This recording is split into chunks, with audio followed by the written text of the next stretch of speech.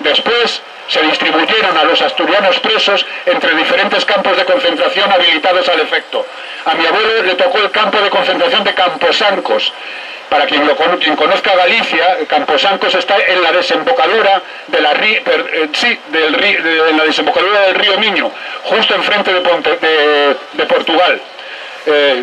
Bueno, mi abuelo estuvo en el campo de concentración de Camposancos. Primero procedía a la identificación de todos los capturados y inmediatamente, una vez identificados, el mismo tribunal que estaba en Gijón juzgando a los ciudadanos y ciudadanas de izquierdas detenidos, se trasladó al campo de concentración de Camposancos.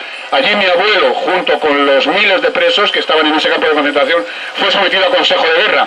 El consejo de guerra contra mi abuelo dice más o menos lo siguiente. Se celebró, por cierto, el 23 de junio de 1938. El acta del consejo de guerra fue juzgado junto a otros 19 compañeros más. En ese grupo de 20 personas juzgadas se solicitaron 7 penas de muerte. Mi abuelo al final se decretaron 5 penas de muerte y mi abuelo fue uno de ellos, ¿no? El acta del Consejo de Guerra más o menos viene a decir así, algo así: Gregorio Mateos Maroto, alias El Cepo. Le llamaban El Cepo porque el bar que tenía en Nava se llamaba La Cepa Manchega. Entonces de ahí su nombre, su sobrenombre, el sobrenombre con el que fue conocido y era conocido, Gregorio Mateos, alias El Cepo. Y así lo dice el acta del Consejo de Guerra. Natural de Novés, provincia de Toledo, afincado en Nava, provincia de Asturias, militante significado del Partido Socialista y de la UGT, se caracteriza por desarrollar una intensa propaganda en favor de sus organizaciones y ya fue capturado, detenido durante los sucesos de octubre de 1934. Acusado de rebelión militar y de auxilio a la rebelión, fue condenado a muerte. Y no solamente condenado a muerte, sino que también, como decía, la causa general establecida contra los derrotados fue expropiado de todos sus bienes. El día 5 de agosto de 1938, los condenados a muerte, junto con otros condenados a muerte de otros procesos, fueron trasladados a la isla de San Simón.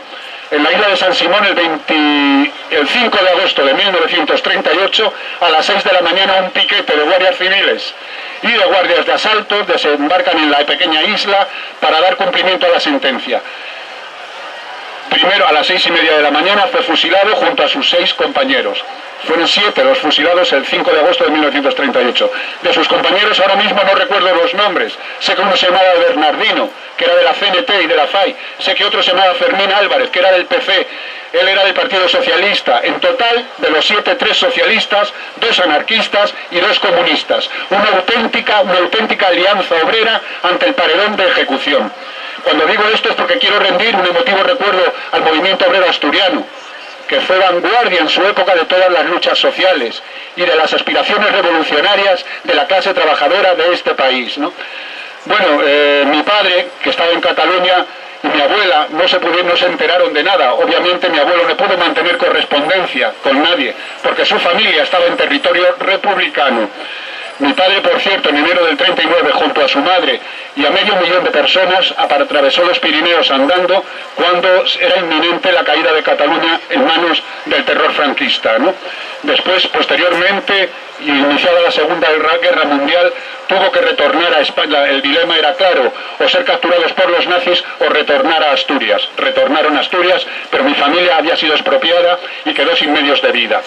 Solamente ya para terminar, quiero decir que me perdonéis porque si me he extendido demasiado, pero sí quiero recordar unas palabras de Largo Caballero dedicadas, y sobre todo recordar que la dictadura franquista es el régimen más despreciable que ha conocido la historia de nuestro país.